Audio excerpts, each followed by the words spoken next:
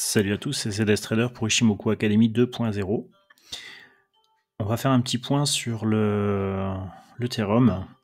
On avait fait une analyse donc le 6 janvier et on parlait déjà de cette résistance des 1766 points qui était importante à observer et à passer. Donc on avait bien eu l'impulsion au 27 janvier.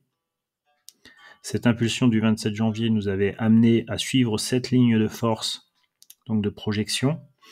Et à l'arrivée de cette zone de résistance, 1766 points, eh bien, nous avons eu un repli avec un test ici sur Tenkan qui a relancé le mouvement dynamiquement, mais si on observe bien, eh bien, on est resté sur cette projection de ligne de force.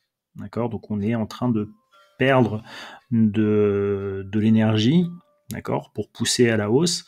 Et voilà, donc il faut continuer à observer cette zone-là des 1766 points en résistance pour voir si on risque pas de ne plus suivre cette ligne de force-là, et dans quel cas avoir un risque de retournement, alors plutôt de correction de ce mouvement-là.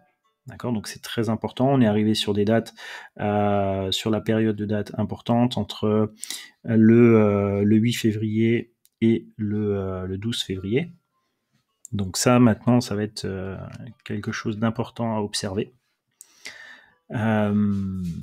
L'objectif final, c'est quand même d'aller chercher potentiellement les 1911 points qui est la 4E weekly pour nous. Mais encore une fois, il va falloir faire vraiment attention à cette zone des 1766 points. D'autant plus que si on observe l'Ethereum face au Bitcoin, donc je vais aller juste montrer graphiquement.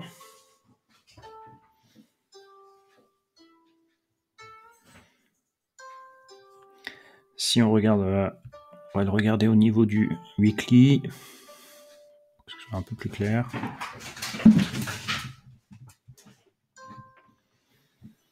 Donc au niveau du weekly, on voit que le TH depuis le mois de janvier 2020, donc il avait tendance à s'apprécier face au Bitcoin.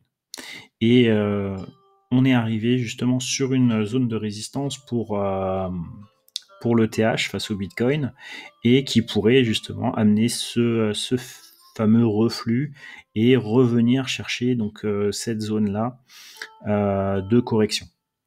D'accord, donc on est dans une phase ici plutôt corrective qui favoriserait plutôt le Bitcoin, un retour d'un Bitcoin un peu plus fort que le Ethereum pendant une période quand même voilà, février jusqu'à fin février, pour revenir vers cette zone-là. Donc ça corrobore un petit peu avec la possibilité d'une correction au niveau de l'ETH. Donc voilà ce que je voulais vous dire au niveau de l'Ethereum. Donc par rapport au plan, je vais le rappeler une dernière fois, vraiment la zone des 1766 ici, vraiment une zone très importante à observer. D'accord ? Et si jamais on venait à casser